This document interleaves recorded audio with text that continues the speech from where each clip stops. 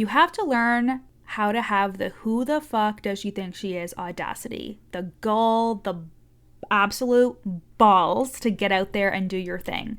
You have to have the guts to share your client wins, the guts to say, I'm the best at what I do.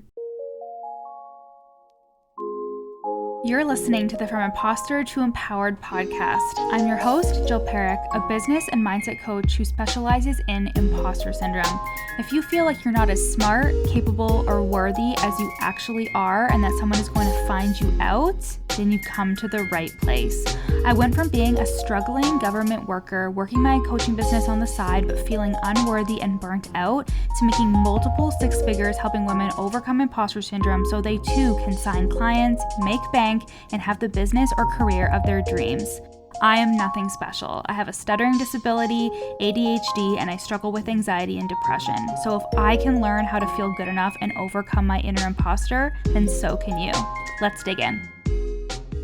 Hello, my loves. Welcome back to the From Imposter to Empowered podcast. I am your host, Jill Perrick, business and mindset mentor for entrepreneurs who want to overcome imposter syndrome and so they can make fucking bank.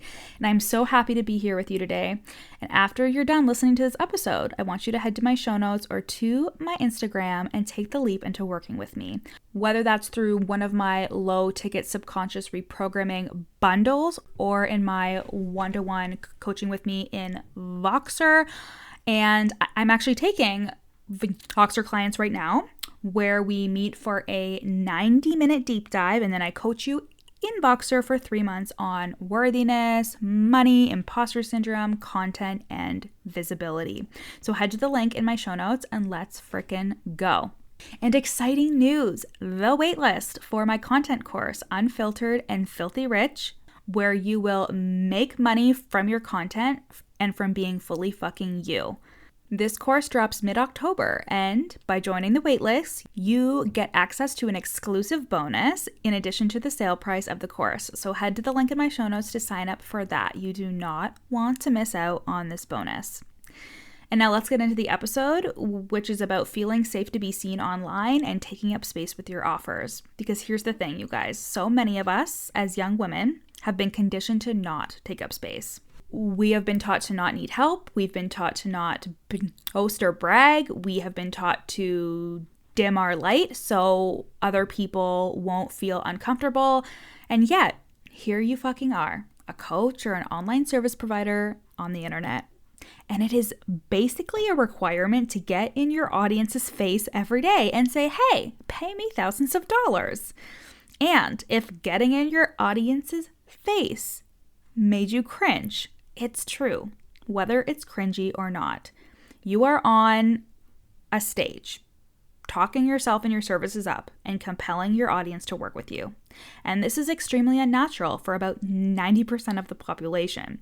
So if you beat yourself up about it, literally don't. You are just a normal human being, and it makes total sense, especially if you have always wanted to stay small, quiet, and insignificant your entire life. Like showing up on social media and being seen and talking yourself up, of course, would be difficult. And like I said, especially as women, we are conditioned to not be seen as too much. And I know that this was something that I really had to confront when I started showing up. I'm the kind of person who didn't even like my friends focusing on me when I had conversations with them. I always wanted to turn the conversation towards them. I was so uncomfortable with compliments and receiving, and this is something that I've had to heal for my mindset around receiving to improve. And from a historical perspective, this makes total sense. Pack mentality is real, and there is so much safety in being a part of the pack. So when you show up on social media, you are literally separating yourself from the pack. You're standing out, and that can feel super dangerous to the primitive mind. It can quite honestly feel like we are heading for death to our nervous systems. It can feel jarring and completely unsafe and can be very dysregulating. If you feel anxious or nervous before you show up, before you go live, or if you go into kind of like a freeze response, which is a passive or frozen state when you're trying to create content, This is an alarm bell from your nervous system that you feel unsafe, even if it's just a very subtle change in your physiology. And it makes total sense why you would feel this way. I actually have created an EFT tapping and a meditation that is exclusively for my clients for when they are about to do content creation. Because again, it can be very dysregulating, and that's why so many of you guys freeze up. You don't know what to say, you think you sound stupid, you delete your freaking Instagram stories, etc. And have you ever compared yourself to the ways that others show up? So I hear this a lot from people. They're like, Jill, how the fuck do you show up so often and always with something to say? And the thing is, like, I see everything I have to say or what I do as valuable. I don't discredit myself. I don't think I'm stupid. And I think that the thoughts that I have are valuable to my potential soulmate clients and my audience. And I also used to have a lot of judgments about people, specifically influencers, who would show up and share stories. And when I was a coach in the beginning, I would see other coaches talking about themselves in their coaching, and I would feel so judgmental about how they were doing it. But we know that judgment is really just our fears projected outwards onto other people. I was afraid that if I showed up that way, that people would think that I was annoying. And I would tell myself that no one cared about my life or my stories. I was afraid that if I sold every day, people would think I was pushy or salesy. I was afraid that if I shared client wins, people would think that I was taking credit for my client wins and that I was bragging about myself. And when you're a woman who has been taught to put other people's emotions before your own, when you're a woman who was taught to be kind above all else, to make others feel comfortable even if you feel uncomfortable, and to prioritize being liked over making money, it is very unconscious, but you will shy away from doing the very things required to sell in the online space. Like show up consistently, sell your services with tenacity and boldness, share client testimonials and wins, and talk yourself up as the coach, the entrepreneur that can help others. And when you have this conditioning, it's going to be so hard to create the habit about talking about yourself and your offers like the best fucking thing ever all the time. And this is exactly how imposter syndrome comes into play here, because so many of you guys don't want to talk yourself up, share your own wins or client wins, or post incessantly about your services because of the fear of not measuring up or not being good enough or not being liked. And this will also unconsciously manifest into the fear of being seen, because what if you're seen by others and you're being recognized and people want to work with you and then they're disappointed or they think that you don't measure up? These poisonous thoughts that you believe are the truth will seep into your marketing, no doubt, if they are unchecked. Hey guys, I hope you're loving today's episode. I am just taking a brief pause in today's episode to share with you a client testimonial. These testimonials are either from group coaching clients or clients who are in my one-to-one coaching program. And I can't wait for you to hear how I have changed their lives and their businesses for the better. One of the best things about Jill is that she never lets you get away with your shit. I think in the coaching community, in the self-help space, it seems like enough to hold space for people. But she not only holds space for you and like validates you and your feelings, but helps you figure out why they're there and reminds you that it's a choice, right? We're always going to have that first thought, but it's our choice if we want to believe it or not. Thank you guys so much for listening. Now let's get back to the episode. But here's the fucking truth, my love. Marketing yourself as a coach or service provider online takes a level of self-absorption, a level of who the fuck does she think she is, a level of did I really just say that? This is a level of boldness that feels completely unnatural at first, but only because of the conditioning that you've received as a woman.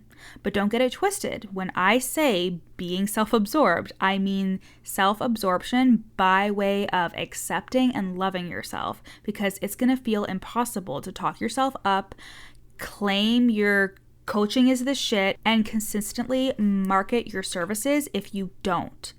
And I want you to think about your own judgments around this and where you may have learned that it was bad to celebrate or think highly of yourself. For me, I had a friend in high school who would routinely shoot me down when I wanted to celebrate myself at all. I remember making a really good play in flag football, and she said, "Oh, you just think you're so good, don't you?" And I was 15 at the time, and I felt so stupid for wanting to feel good about myself. And emotions, especially negative ones, are the reason why experiences stick with us, because we can remember how something felt and it brings us back to that time.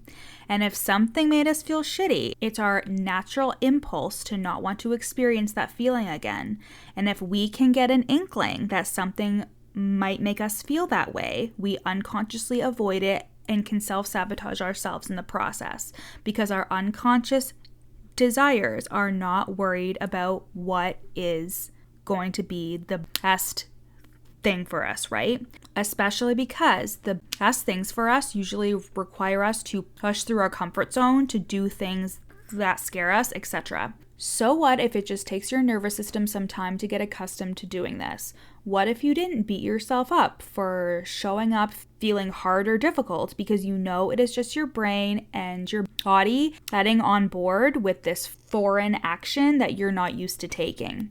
Even if you're so used to showing up but not directly selling, that is even something that you will have to become accustomed to doing. I'm telling you, it took me time to acclimatize to directly selling my services without a long-ass Instagram story where I gave the value and then sold at the end. All of our actions become repetition at some point, but they also need to begin at some point too. And your nervous system, your brain, your body, they need time to get on board with this new life-threatening thing that you're doing, even if you rationally, consciously know that you're not going to die through uploading an Instagram story. You have to learn how to have the "who the fuck does she think she is" audacity, the gall, the absolute balls to get out there and do your thing. You have to have the guts to share your client wins, the guts to say, "I'm the best at what I do." I have tons of friends in the online space, and something that we all have in common is that we are all ridiculously confident about our services. And I am always responding to their Instagram stories being like, "Holy shit, the balls on you to say this." Because when you have the audacity to be confident in yourself and your services, you will be rewarded sooner than you even realize. Having the audacity to share client wins and own where your credit is due, or to share your own wins, or to say that your coaching is the shit, it goes against everything you've been taught as a woman, but it's fucking magnetic as a coach selling her services. It really, truly is. We all think that when we sell, it's annoying to other people or that they don't like it, but they are on your page. They are following you. They're listening to your podcasts. They're on your email list. They want to be there. They want you to sell to them. And you would be surprised at how fucking magnetic it is to stand in your personal power when you sell. You will be surprised at how many women are like, "Fuck yes, I need that," or "I need to be like that." I even think about the word salesy, and I just think it's crazy how we see it as subliminally bad to sell our services. One of my clients, Mom's, was reviewing her webinar, and when my client got to the end where she was selling her 3-month coaching package, her mom said it was a bit too salesy. And when she told me this over Voxer, I said, "No offense to your mom, but she doesn't know what the fuck she's talking about. It sounds salesy because you're selling. It's supposed to sound salesy. We are having none of this pretending to not be selling something and being secretive about it. If you are a coach who markets her services online, you are selling a service. And I want you to have the audacity to be salesy as fuck." And that might require a level of self-absorption and definitely a level of being comfortable being seen. So I want you to sit down and I want you to dump out all of the judgments you have of yourself and of others when it comes to being seen on the internet and when it comes to selling your services. And I want you to include where you learn these judgments and fears from. And then you are going to light that bitch on fire when you have dumped it all out, taking back your energy, and you are going to vow to start to acclimatize your nervous system to this new version of yourself. The version of you that shows up just a little bit each day if you need to start slow, and truly getting yourself comfortable with showing yourself off. Not just once, not just twice, but a habit that you create for every fucking day.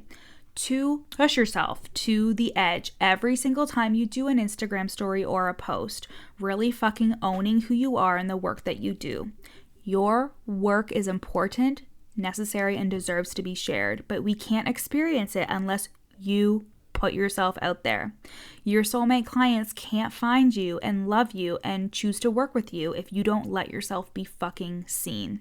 And this is going to be something that is going to be so fucking easy for you when you take the new course, Unfiltered and Filthy Rich, making money from your content and from being fully fucking you.